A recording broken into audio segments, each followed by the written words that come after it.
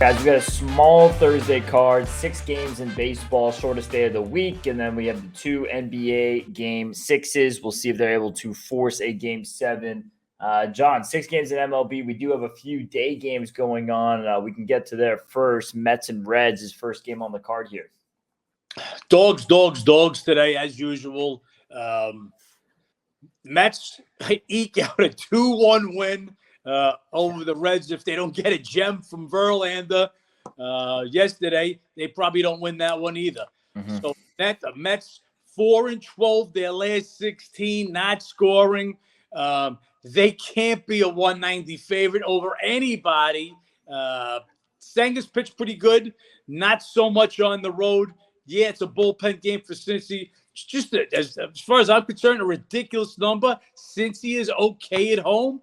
They play better than 500 ball at home. And like I said, with the way the Mets are playing, just too big a number. The Mets might win this game. Don't belong to be that big a favorite. I got the home dog. Yeah, Mets and Reds are actually the 2 teams in the MLB who get the least amount of innings out of their starters, exception of Tampa Bay, but that's because they go so many bullpen days. So Reds, like Tampa Bay, used to using that bullpen, so shouldn't be too bad for them as far as going with an opener. Don't want to be backing Senga on the road, especially in a pitcher's ballpark. And, yeah, like you said, Verlander threw a gem yesterday. He looked really good second start back. I see Senga having some struggles here, so I agree with you. Reds are no Giants at D-backs. We have San Francisco coming in off a loss to the Nats, one of the winners yesterday with Washington. They've now lost 3 of 4, scoring 3.5 runs per game. They're coming in from a 3-3 homestand. D-backs, they're coming in off a loss to the Marlins. They've now dropped 3 of 4. It's their second loss in a row. They're scoring 5 runs per game on this homestand.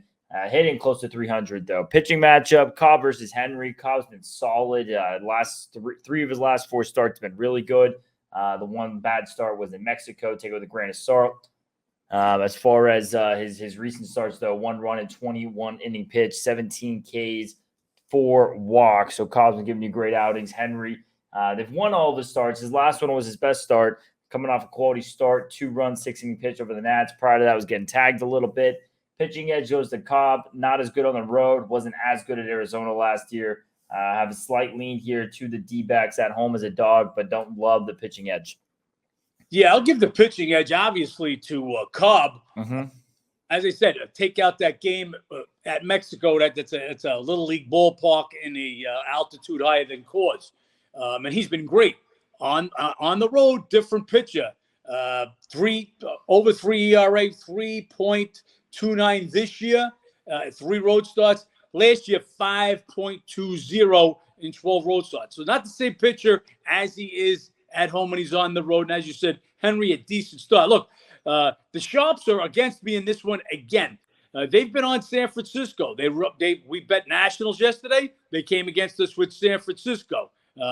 Nationals got the money. They just got a different rating on San Fran than I do. I don't think San Fran's a good team, especially on the road. So I got the home dog in this one. Arizona, they hit. Arizona's second leading team in batting average this year.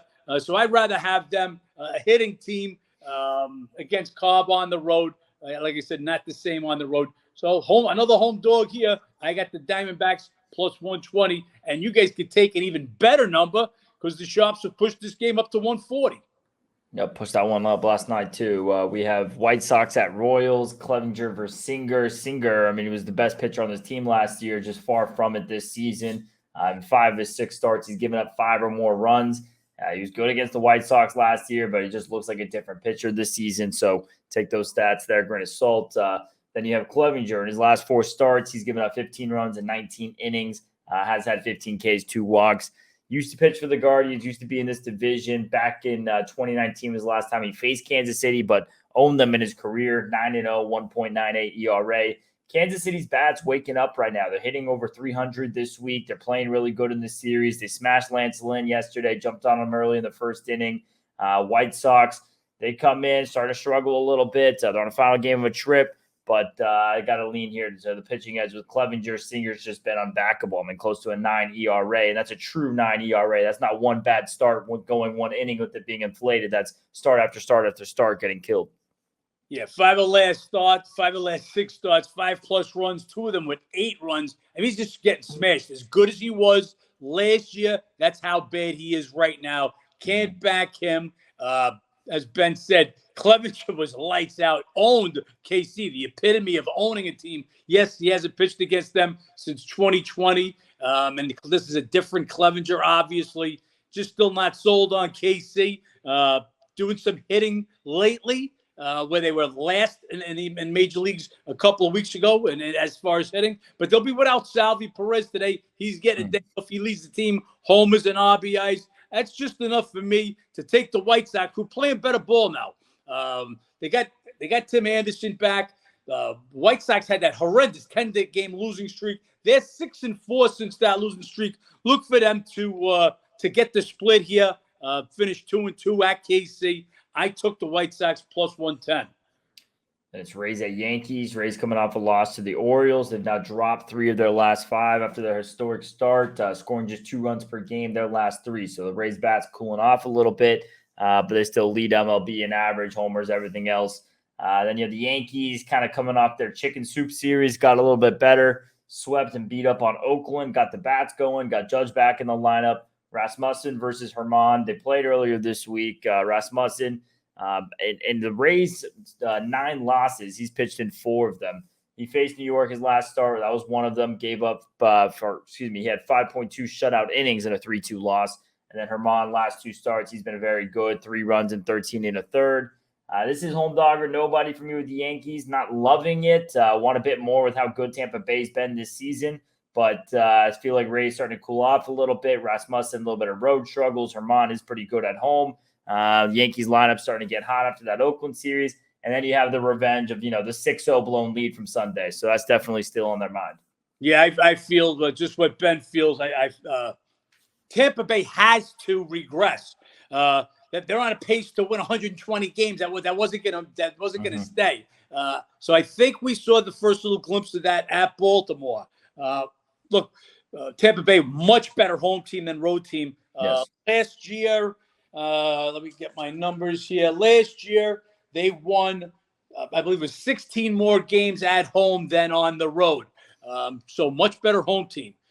But like I said, Yankees were down here without Judge last week when they met Tampa Bay. Tampa Bay still red hot. I believe they went into that series something like 18-2 at home. Tampa Bay coming down a little bit. Now Judge comes back. Yankees get a little healthier. Herman, 2 good games. It's them and nobody, but the Sharps buried this overnight number. Tampa Bay opens as a 127 favorite. Game is down to Tampa Bay minus 110 now. Beat me to the punch on this game. Yankees are nobody. I'll wait to see if this line goes back up or who they sit. But, look, Tampa Bay has to regress.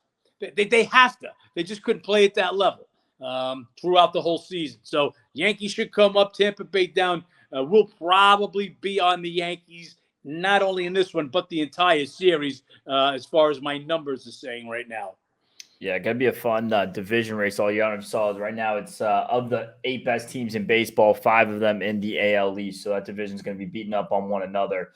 Then we have the thing is it's unlike in years past. Now there's only 13 games against the division, whereas there were 19 games in the years past. So 6 games less against each of the other 4 teams. It's about 24 games that now you can go beat up on the American League Central and the A's and teams like that instead of just playing yourselves into death.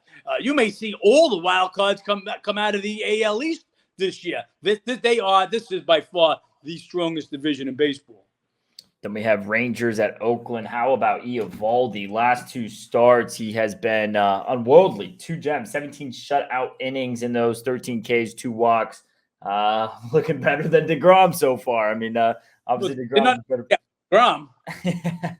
But where he usually is on the injured list. Yep, exactly. But he's been given something special. Still waiting on the Oakland pitcher. Rangers come into this. They've won 4 or 5. In this series specifically, I'm going to be looking to take the over just because A's have been playing over baseball with everybody. However, not with Eovaldi on the mound. So Rangers come in, one of the top scoring teams in the league. A's come in giving up the most runs in the league. going to be a series I'm looking to bet the over. Can't do it tonight just with the Eovaldi on the mound. Yeah, Eovaldi's been great. Rangers, highest scoring team in Major League Baseball, red hot. Oakland, worst team in Major League Baseball this year. Could be worst team ever. We'll see how bad they get. They haven't put a pitcher in there. I don't think it matters. This is the worst pitching staff it could be I've seen in my lifetime. Basically, everybody's got a 7 ERA in this squad. Don't care who Oakland puts in there. Want nothing to do with Oakland. Oakland also had the cross-country flight. They played at New York yesterday. There's no reason to take 220, 240, whatever the number is against Eovaldi. And these are the games that Oakland will probably come up and win. But there's just no reason for me to take this one, so I'll sit off of it. Last baseball game, we have Twins and Padres. Padres lose yesterday in the 11th in extra innings. They're now playing a day game after a night game, and then they travel back to face the division rival Dodgers. So horrible spot here for the Padres, but they do have their guy, Yu Darvish, on the mound. They've won his last 3 starts, 6 earned across 18 in the third innings pitch. He's been solid. Then you have Ober going here for Minnesota. He threw 7 shutout innings against Cleveland his last start, and he allowed just 2 runs in 18 in the third, 16 Ks, 6 walks, and 3 starts this year. He's been solid. So slight lean here to Minnesota. The bats have been ice cold. Maybe they get a little bit of momentum after an extra innings win. Either way, horrible spot for San Diego. They haven't been hitting much either. Looking on to LA, day game after a night game, extra inning loss on the road. Minnesota or nobody.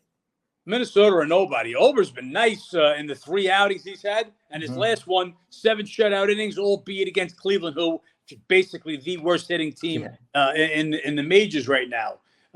Padres not red hot. Darvish not red hot. Let me just get Darvish here. His a little on the road, 1-1, 4.50 ERA.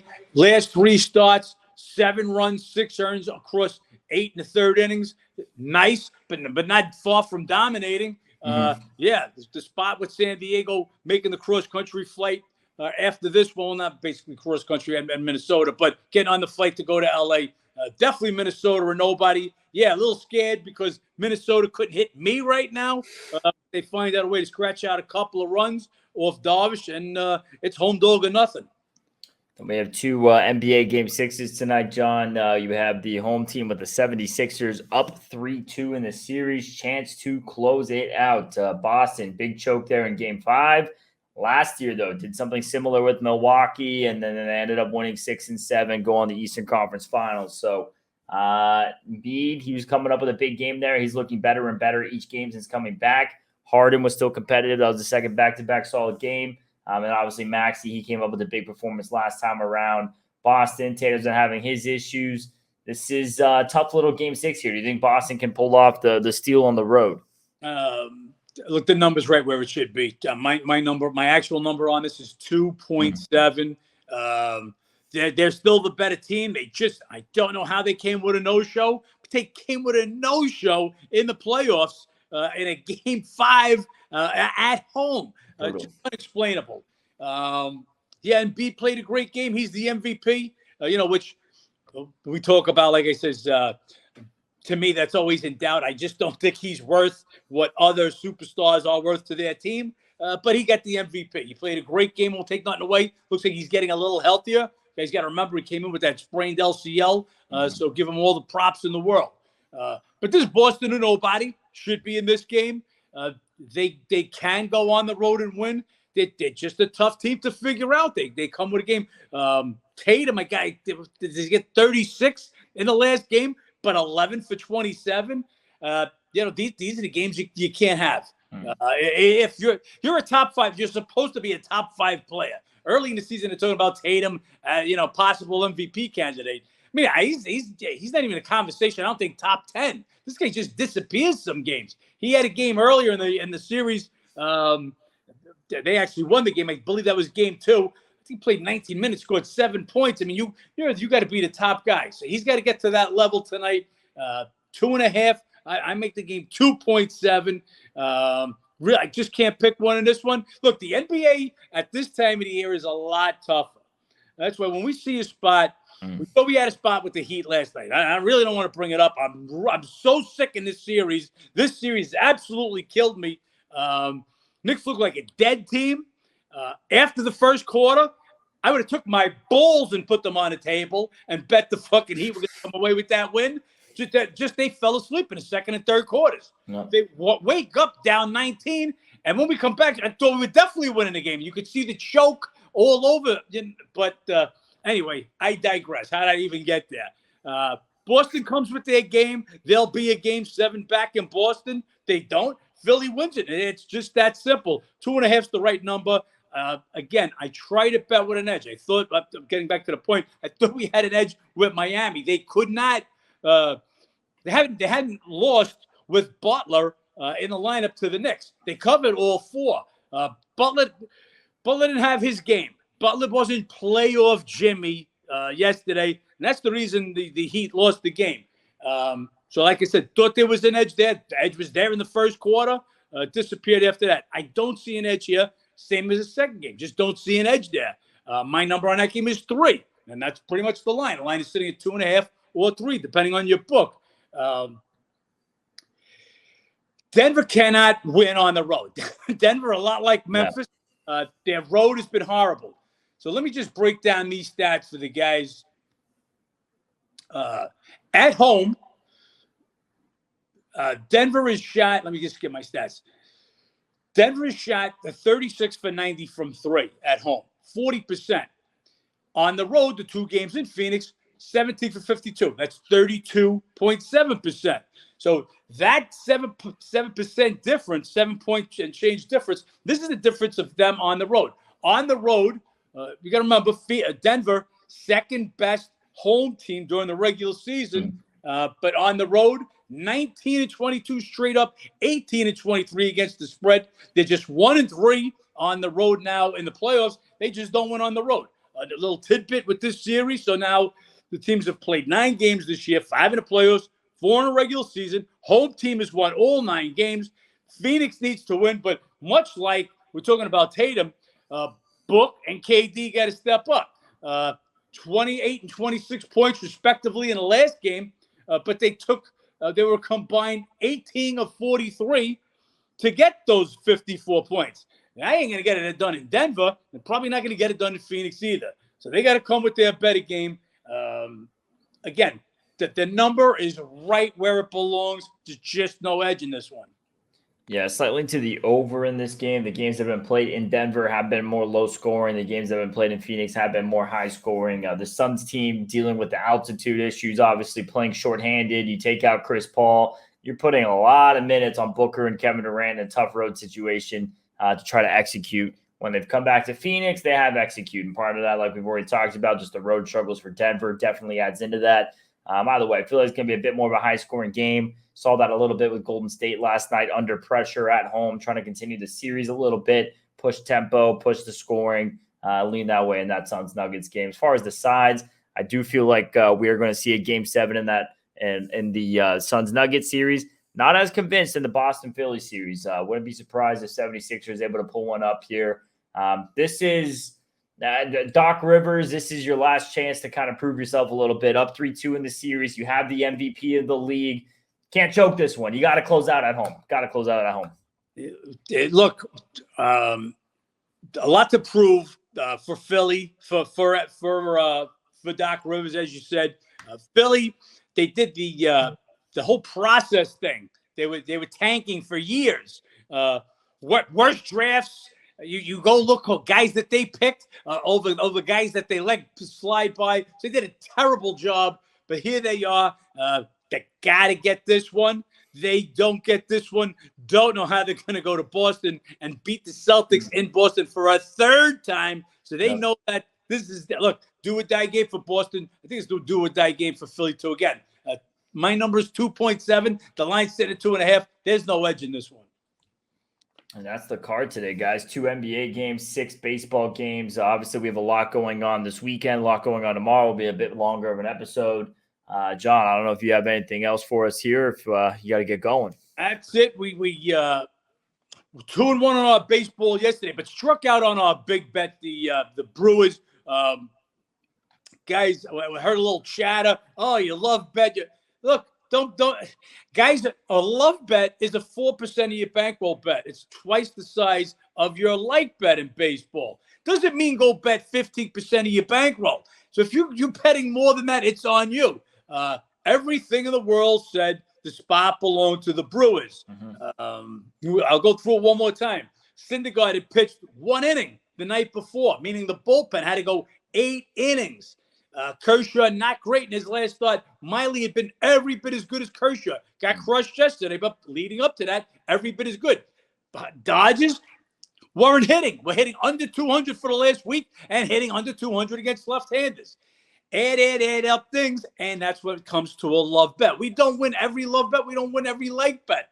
We want to win the majority of the money. So go 2-1 yesterday in the baseball. Still won money for the day because we had both other dogs. We had Nationals, another winner, plus 135. And if you guys watch the show, you got even a better number because, as I said, they came in betting against us with San Fran as they did today. Look, stick with the process the way the 76ers did. Just stick with the process. We're going to grind out. We're going to make our money. These NBA playoffs, they've been tough. They've really been tough. We started out on fire last week or so, not so much. We'll get there, but we'll get there when the time is right. Time's not right on these 2 games. Tomorrow's 2 games look tough also. A big will be the AD injury. Man, everything looked right for the Lakers. If there's no AD on the court tomorrow, we will talk about more about that tomorrow. But this is basketball. We grind. No crystal balls here. We'll just keep taking our dogs in the right spots. And that's about it, guys. Follow us tomorrow. And, hey, tell them what to do, Ben. Yep. Make sure you guys go to the app, download the app, go to the website, howtobeatthebookie.com. Check it out. Go become a member. If you guys don't, follow on all socials. And then, of course, make sure you guys like and subscribe to this video below. John, we got a small card today, but enough action to make some money. Let's make some money.